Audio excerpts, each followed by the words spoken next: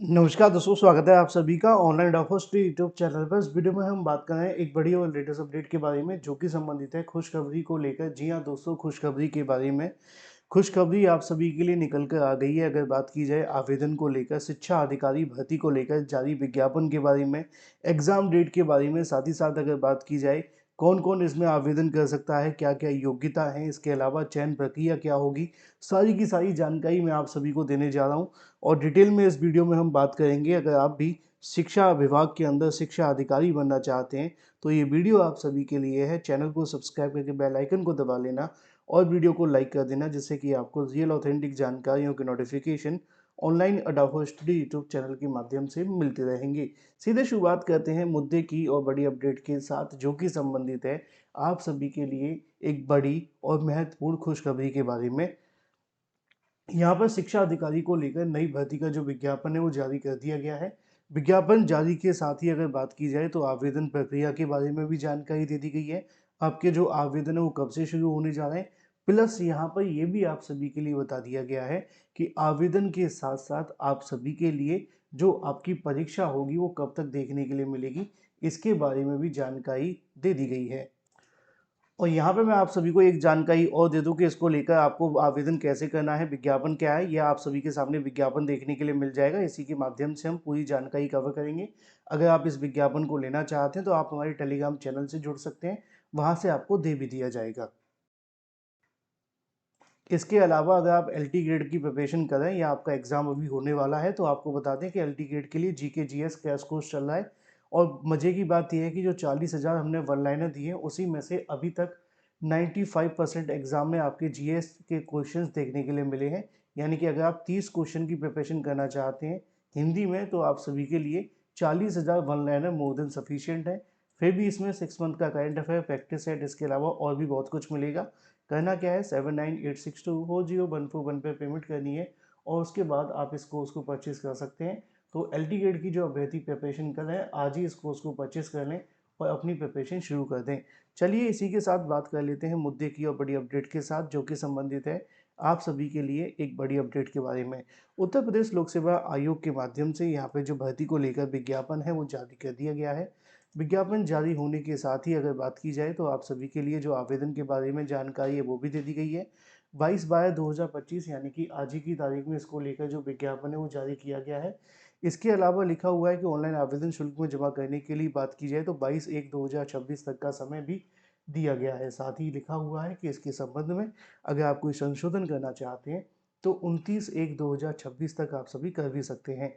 आगे आप सभी के लिए जानकारी देखने के लिए मिलेगी कि आवेदन करने के लिए आपसे जो निर्धारित शुल्क है वो लिया जाएगा। अब निर्धारित शुल्क आप जानते हैं 125 रुपये सभी भर्तियों में लिया जाता है, इसमें भी वही रहेगा। एक बात मैं आपको और बता दूं कि यहाँ पे जो आप सभी का आवेदन देखने के लिए मिल रहा है उसमें थोड़ा सा इस बात का ध्यान रखना कि जो आपकी LT ग्रेड की वैकेंसी है या कोई वैकेंसी है आपको पहले OTR करना पड़ता है ना। अगर आप UPPSC किसी भर्ती में भी आवेदन करना चाहते हैं तो पहले आपको OTR करना पड़ेगा। अगर आप OTR नहीं करेंगे तो आप आवेदन नहीं कर पाएंगे, ठीक है। तो बिना OTR वाले अभ्यर्थियों के लिए दिक्कत आने वाली है, इसलिए आवेदन करने से पहले आपको OTR करना है। OTR क्या है? OTR एक तरीके का रजिस्ट्रेशन है जो कि फ्री होता है, फिर उसके बाद में आगे की जानकारी होती है। तो यहाँ पे आपके लिए फ़ीस वगैरह लिखी हुई है, आपकी फ़ीस रहने वाली है। यहाँ पे लिखा है कि आपको कैसे आवेदन करना है, तो यहाँ आप जाएंगे ऑफिशियल वेबसाइट पे uppsc.up.nic, ऑल नोटिफिकेशन पे क्लिक करेंगे, एडवर्टीजमेंट में जाएंगे, फिर उसके बाद में ऑनलाइन एडवर्टीजमेंट को खोलेंगे, उसके बाद इंस्ट्रक्शन पढ़ेंगे, व्यू एडवर्टीजमेंट पे क्लिक करेंगे, फिर अप्लाई कर सकते हैं। आप चाहे तो मैं आपको आगे दिखा भी दूंगा कैसे करते हैं, पहले पढ़ लेते हैं। यहाँ पे आप सभी के लिए बहुत सारी वैकेंसी निकाली गई हैं और इसमें अलग अलग पद भी निकाले गए हैं, जैसे कि शिक्षा अधिकारी के अलावा और भी बहुत सारे पद हैं। मैं आपको एक एक करके बताता हूँ। यहाँ पे पहले आप देखो, पहला विभाग है पशुधन विभाग के अंदर, और ये आप सभी के लिए जो भर्ती निकाली गई है उसमें टोटल पदों की संख्या कितनी है, 414 पद हैं। 243 पद आपको देखने के लिए मिलते हैं अनुच्छेद के। 84 पद जो है वो अनुसूचित जाति के हैं, जनजाति के 37 हैं, EWS के 40 हैं। पिछड़ा वर्ग की बात की जाए तो यहाँ पे शून्य लिखा हुआ है। 8 स्वतंत्रता सेनानी के, इसके अलावा और भी कुछ पद हैं, आप इनको चाहे तो देख लेना। अब इसमें यहाँ पे लिखा हुआ है कि योग्यता क्या है वो आगे हम बात करेंगे।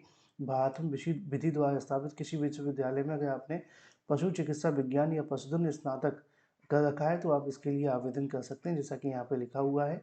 समकक्ष योग्यता भी आपको देखने के लिए मिल जाएगी, अधिमानी योग्यता भी मिल जाएगी। अगली जो वैकेंसी आप सभी के लिए आती है वो और भी महत्वपूर्ण है, इसमें अलग अलग पोस्ट है, तो मैं एक एक करके सारी बता रहा हूँ, ठीक है। अगली पोस्ट आप सभी के लिए विधायी विभाग के बारे में। विधायी विभाग के अंदर जो वैकेंसी निकाली है वो आप सभी यहाँ देखेंगे, इतना इसको वेतन मिलेगा और 21 से लेकर 40 वर्ष की एज लिमिट रहने वाली है। अनिवार्य योग्यता क्या रहेगी, किसी विश्वविद्यालय से कम 50% अंकों के साथ में स्नातक की उपाधि होनी चाहिए कला विषय के अंदर, तो आप इसमें आवेदन कर सकते हैं। कला विषय वाले अभ्यर्थी इसमें पूरे तरीके आवेदन के लिए पात्र होंगे। इसी तरीके से अगर बात की जाए तो अगली जो योग्यता आप सभी के सामने देखने के लिए मिलेगी वो भी इसी से संबंधित है, आप चाहें तो इसको भी पढ़ लेना। चलिए आगे बात कर लेते हैं एक और योग्यता के बारे में, वो संबंधित है पद की संगत सेवा नियमावली परिवार कल्याण महानिदेशालय को लेकर। ये वैकेंसी आप सभी के लिए देखने के लिए मिलती है स्वास्थ्य शिक्षा अधिकारी को लेकर। ये वैकेंसी स्वास्थ्य शिक्षा अधिकारी की है। इसमें टोटल पदों की संख्या 221 है। अनुरक्षित के 143 पद हैं, अनुसूचित जाति के 21 पद हैं, 15 अनुसूचित जनजाति के हैं। अगर बात की जाए 20 अति पिछड़ा वर्ग के हैं, ईडब्ल्यूएस के 22 हैं। इसके अलावा स्वतंत्रता सेनानी के 4 हैं, पीएच के 0 हैं। यहाँ पे 21 से लेकर 40 वर्ष के अभ्यर्थी आवेदन कर पाएंगे, वेतन आपको इतना मिलेगा। योग्यता क्या रहने वाली है, लिखा हुआ है सीधी अभ्यर्थियों के पास किसी मान्यता प्राप्त विश्वविद्यालय में समाजशास्त्र या सामाजिक विज्ञान के किसी विषय में स्नातक की उपाधि होनी चाहिए, यानी कि एमए आपसे मांगा गया है। स्वास्थ्य शिक्षा अधिकारी के अंदर एमए देखने के लिए मिलेगा। अगर आपके पास एमए है तो आप इसमें आवेदन कर सकते हैं, किसमें, समाजशास्त्र में या सामाजिक विज्ञान, दोनों में से किसी में भी है तो आप इसके लिए एलिजिबल हो जाते हैं। आगे लिखा हुआ है यहाँ पे आप सभी के लिए कुछ और, आप चाहे तो उनको पढ़ लेना। इसके अलावा अगली जो वैकेंसी है वो है औषधि निरीक्षक के बारे में। इसमें 28 पद रहने वाले हैं, 21 से लेकर 40 की उम्र रहेगी। इसमें आवेदन करने के लिए सूक्ष्म जीव विज्ञान में विशेषज्ञ के साथ अगर आपने जो अपनी ग्रेजुएशन कंप्लीट की है तो आप इसमें आवेदन कर सकते हैं। तो ये एक और पद है। इसके अलावा यहाँ पे आपको देखने के लिए मिल जाएगा, ये चिकित्सा स्वास्थ्य के अंदर होगा, दंत सर्जन को लेकर। अगर आप इसमें आवेदन करना चाहते हैं तो इसमें जो योग्यता आपसे मांगी जाएगी वो आपको देखने के लिए मिलेगी बीटीसी, यानी कि दंत शल्य चिकित्सा के अंदर स्नातक।